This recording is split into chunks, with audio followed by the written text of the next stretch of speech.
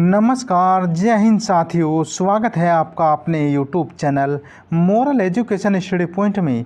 आज हम आपको कुछ महत्वपूर्ण प्रश्न लेकर आए हैं जो आपके आने वाली परीक्षा यूपी पुलिस, दिल्ली पुलिस तथा अन्य सभी सरकारी परीक्षाओं के लिए महत्वपूर्ण हैं। साथियों, ये सामान्य अध्ययन के महत्वपूर्ण प्रश्न, इनसे आपकी आने वाली परीक्षा में ज़रूर प्रश्न देखने को मिलेगा। तो साथियों, वीडियो अच्छी लगी तो वीडियो को ज़रूर शेयर करें और चैनल को सब्सक्राइब करें, वीडियो को ज़्यादा ज़्यादा शेयर करें। तो आज का पहला प्रश्न है, आत्मीय सभा की स्थापना इनमें से किसने की थी? Option A Raja Ram Mohan Roy, option B Rabindranath Tagore, option C M G. Ranade, option D Atmaram Pandurang. इसका सही जवाब होगा ऑप्शन ए राजा राम मोहन राय ने आत्मीय सभा की स्थापना की थी, जो वर्ष 1815 ईस्वी में आत्मीय सभा की स्थापना राजा राम मोहन राय द्वारा की गई थी। और साथियों, आपको बता दें कि राजा राम मोहन राय ने अपने युवा समर्थकों के सहयोग से आत्मीय सभा की स्थापना की थी। और साथियों, यह प्रश्न आपकी परीक्षा में आ चुका है और आपके आने वाली परीक्षा में भी देखने को मिल सकता है। अगला प्रश्न है, निम्नलिखित में से कौन सी एक रोपण फसल नहीं है? ऑप्शन ए गेहूं, ऑप्शन बी चाय, option C coffee, option D रबड़। इस प्रश्न का सही जवाब होगा ऑप्शन ए गेहूं। गेहूं एक रोपण फसल नहीं है, जबकि चाय, कॉफ़ी, रबड़ ये रोपण फसल हैं। अगला प्रश्न है, नाटो का मुख्यालय स्थित है? Option A London, option B New York, option C Brussels, option D Paris. इस प्रश्न का सही जवाब होगा ऑप्शन सी ब्रुसेल्स में। नाटो का मुख्यालय ब्रुसेल्स में स्थित है और साथियों, ब्रुसेल्स है बेल्जियम में है। साथियों, नाटो की स्थापना 4 अप्रैल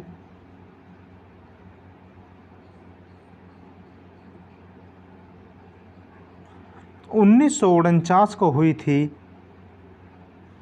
जो ब्रुसेल्स बेल्जियम में इसकी स्थापना की गई थी। साथियों, अगला प्रश्न है, भारतीय संविधान की 8वीं अनुसूची में कितनी भाषाओं का उल्लेख किया गया है? Option A 18, option B 28, option C 22, option D 24। इसका सही जवाब होगा ऑप्शन सी 22 भाषाएं। भारतीय संविधान की 8वीं अनुसूची में 22 भाषाओं का उल्लेख किया गया है। साथियों, इससे पहले भारतीय संविधान के प्रारंभ में कुल 14 भाषाओं का उल्लेख किया गया था, जो कि 8वीं अनुसूची के अंतर्गत किया गया था। उसके बाद 21वें संविधान संशोधन जो 1967 में हुआ था, उसमें सिंधी भाषा को शामिल कर लिया गया था। और साथियों, 71वां संविधान संशोधन जो वर्ष 1992 में हुआ था, उसके तहत कोंकणी, मणिपुरी, नेपाली भाषा को 8वीं अनुसूची में जोड़ा गया था। और साथियों, उसके बाद 92वां संविधान संशोधन जो वर्ष 2003 में हुआ था, उसमें बोडो, डोंगरी, मैथिली और संथाली भाषाओं को जोड़ा गया था। और इसी के तहत ही अब वर्तमान में 8वीं अनुसूची में कुल 22 भाषाओं का उल्लेख है। साथियों, जिस किसी ने चैनल को सब्सक्राइब नहीं किया है, हमारे moral education study point channel को सब्सक्राइब करें और वीडियो को ज़्यादा से ज़्यादा शेयर करते रहें। अगला प्रश्न है, निम्नलिखित में से कौन सा स्थल प्रागैतिहासिक काल चित्रकला के लिए प्रसिद्ध है? Option A Sanchi, option B Amravati, option C Bhimbetka, option D इनमें से कोई नहीं। इस प्रश्न का सही जवाब होगा ऑप्शन सी भीमबेटका। भीमबेटका जो कि मध्य प्रदेश के रायसेन जिले में है, मध्य प्रदेश के रायसेन जिले में है। और साथियों, भीमबेटका गुफा जो कि प्रागैतिहासिक चित्रकला के लिए प्रसिद्ध है और इसमें गुफा में जीवन के विविध रंगों का पेंटिंग के रूप में उकेरा गया है और साथियों इसमें हाथी, सांभर, हिरण आदि के चित्र हैं। साथियों इससे परीक्षाओं में प्रश्न पूछा भी गया है और आपकी आने वाली परीक्षा में प्रश्न पूछे जाने की संभावनाएं हैं। अगला प्रश्न है, किस वायसराय के काल में भारत की राजधानी कोलकाता से दिल्ली स्थानांतरित हुई? Option A Lord Canning, option B Lord Hardinge द्वितीय, option C Lord Reading, option D Lord Chelmsford. इसका सही जवाब होगा ऑप्शन बी लॉर्ड हार्डिंग द्वितीय के समय ही भारत की राजधानी कलकत्ता से दिल्ली स्थानांतरित हुई थी। और साथियों आपको बता दें कि ब्रिटेन के राजा पंचम के आने पर भारत में 12 दिसंबर 1911 ईस्वी में बंगाल विभाजन निरस्त कर दिया गया था और साथियों घोषणा कर दी गई थी कि कोलकाता से दिल्ली राजधानी भारत की स्थानांतरित कर दी जाएगी। और आपको बता दें कि 1 अप्रैल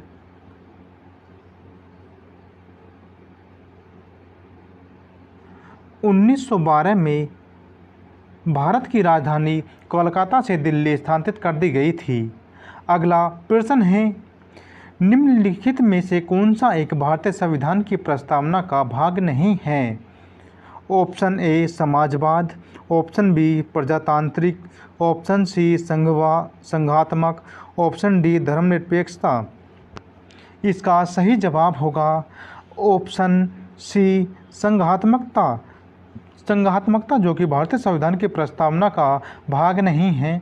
और साथियों आपको बता दें कि 42वां संविधान संशोधन जो वर्ष 1976 में हुआ था उसमें भारतीय संविधान की प्रस्तावना में समाजवादी, पंथ निरपेक्ष, अखंडता शब्द को जोड़ा गया था और भारतीय संविधान की प्रस्तावना में भारत के एक संपूर्ण संप्रभुत्व, समाजवादी और पंथ निरपेक्ष लोकतंत्र के रूप में घोषित किया गया था। और साथियों अगला प्रश्न है, संविधान सभा का स्थायी अध्यक्ष थे या संविधान सभा के स्थायी अध्यक्ष थे? Option A Jawaharlal Nehru, option B doctor Sachchidananda Sinha, option C doctor Rajendra Prasad, option D doctor K M. Munshi. इस प्रश्न का सही जवाब होगा option C doctor Rajendra Prasad. Doctor Rajendra Prasad जो कि भारतीय संविधान सभा के स्थायी अध्यक्ष चुने गए थे। और साथियों इन्हें 11 दिसंबर वर्ष 1946 में स्थायी अध्यक्ष के रूप में चुना गया था। और साथियों आपको बता दें कि डॉक्टर सच्चिदानंद सिन्हा जो कि 9 दिसंबर 1946 को इन्हें अस्थायी अध्यक्ष के रूप में चुना गया था, जो भारतीय संविधान की प्रथम बैठक में इन्हें अस्थायी अध्यक्ष चुना गया था। और जबकि 11 दिसंबर 1946 में डॉक्टर राजेंद्र प्रसाद को स्थायी अध्यक्ष के रूप में चुना गया था। साथियों अगला प्रश्न है, कौन सा उर्वरक किसान खाद के नाम से जाना जाता है? Option A calcium ammonia nitrate, option B ammonia sulphate, option C calcium nitrate, option D ammonia sulphate nitrate. इसका सही जवाब होगा option A calcium ammonia nitrate, जो कि यह उर्वरक किसान खाद के नाम से जाना जाता है। और साथियों यह आपकी परीक्षा में आने की इसकी उम्मीद है। साथियों कैल्शियम अमोनिया नाइट्रेट जो कि नाइट्रोजन की आपूर्ति के लिए काली मिट्टी एवं यूरिया एवं लाल मिट्टी के कैल्शियम अमोनिया नाइट्रेट के प्रयोग करना चाहिए। दोस्तों नाइट्रोजन की आपूर्ति के लिए काली मिट्टी में यूरिया एवं लाल मिट्टी में कैल्शियम अमोनिया नाइट्रेट का प्रयोग करना चाहिए, जो कि ये किसान खाद के नाम से जाने जाते हैं। साथियों अगला प्रश्न है, इनमें से कौन सा मुगल सम्राट ने राजा राम मोहन राय को अपने दूत के रूप में लंदन भेजा था? ऑप्शन ए शाह आलम द्वितीय, ऑप्शन बी आलम शाह प्रथम, ऑप्शन सी बहादुर शाह प्रथम, ऑप्शन डी अकबर द्वितीय। इस प्रश्न का सही जवाब होगा ऑप्शन डी अकबर द्वितीय ने ही राजा राम मोहन राय को अपने दूत के रूप में लंदन भेजा था, जो कि वर्ष 1830 ईस्वी में इन्हें लंदन भेजा गया था, जो अकबर द्वितीय के दूत बनकर यह लंदन गए थे। और साथियों आपको एक बात और बता दें कि 1833 ईस्वी में ब्रिस्टल इंग्लैंड में इनकी मृत्यु हो गई थी। राजा राम मोहन राय की 1833 ईस्वी में, जो कि ब्रिस्टल इंग्लैंड में ही इनकी मृत्यु हो गई थी। साथियों अगला प्रश्न है, निम्नलिखित में से कौन सा उर्वरक तीव्र आर्द्रताग्राही होता है? Option A calcium ammonia nitrate, option B sodium nitrate, option C ammonia sulphate, option D urea. इस प्रश्न का सही जवाब होगा option B sodium nitrate. Sodium nitrate जो कि तीव्र आर्द्रताग्राही उर्वरक है। और साथियों आपको बता दें कि इसकी नाइट्रोजन में मात्रा 16% इसकी नाइट्रोजन में मात्रा है। साथियों सोडियम नाइट्रेट का सूत्र है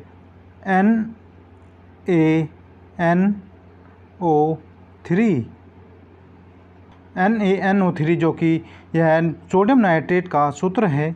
साथियों अगला प्रश्न है, फल के रस में चीनी की सांद्रता मापी जाती है? ऑप्शन ए पोटोमीटर द्वारा, ऑप्शन बी चीनोमीटर द्वारा, ऑप्शन सी रेफ्रेक्टोमीटर द्वारा, ऑप्शन डी इनमें से कोई नहीं। इसका सही जवाब होगा ऑप्शन सी रेफ्रेक्टोमीटर द्वारा, जो कि इसमें फलों के रस की सांद्रता मापी जाती है। अगला प्रश्न है, हिंदू विधवा पुनर्विवाह अधिनियम किस वर्ष पारित हुआ?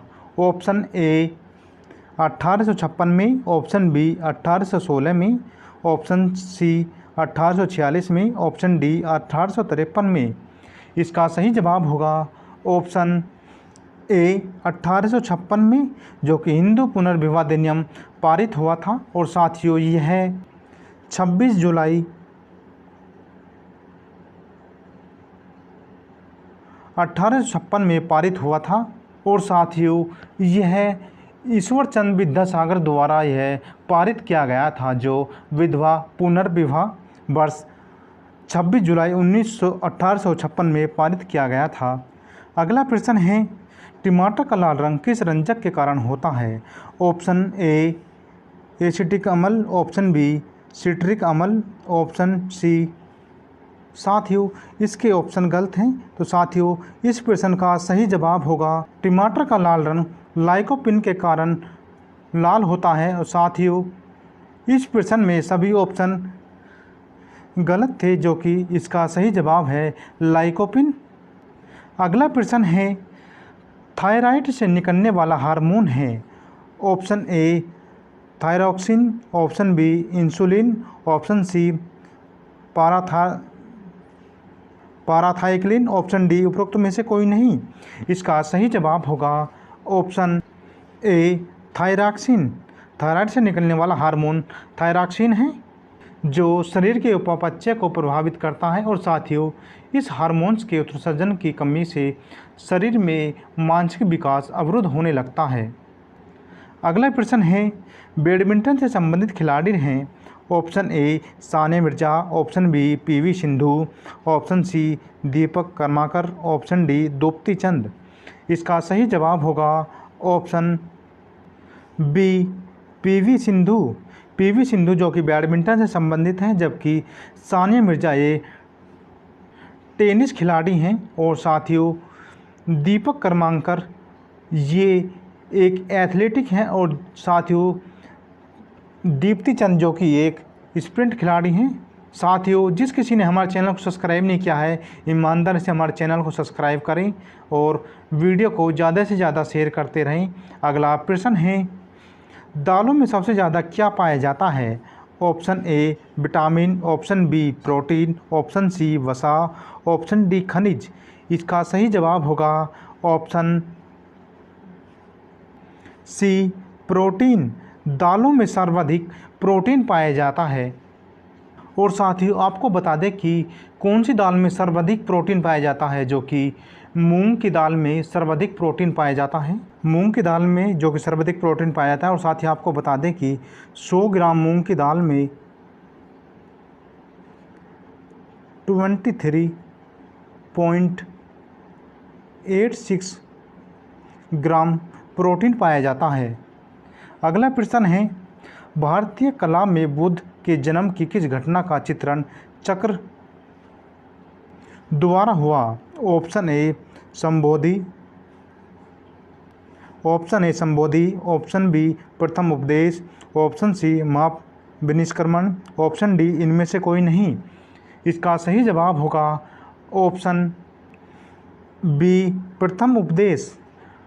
प्रथम उपदेश जो कि भारतीय कला में बुद्ध के जीवन की घटना का चित्रण प्रथम उपदेश से हुआ है। और साथियों बुद्ध के प्रथम उपदेश को धर्म चक्र परिवर्तन के नाम से जाना जाता है। और साथियों महात्मा बुद्ध ने प्रथम उपदेश अपना सारनाथ में दिया था।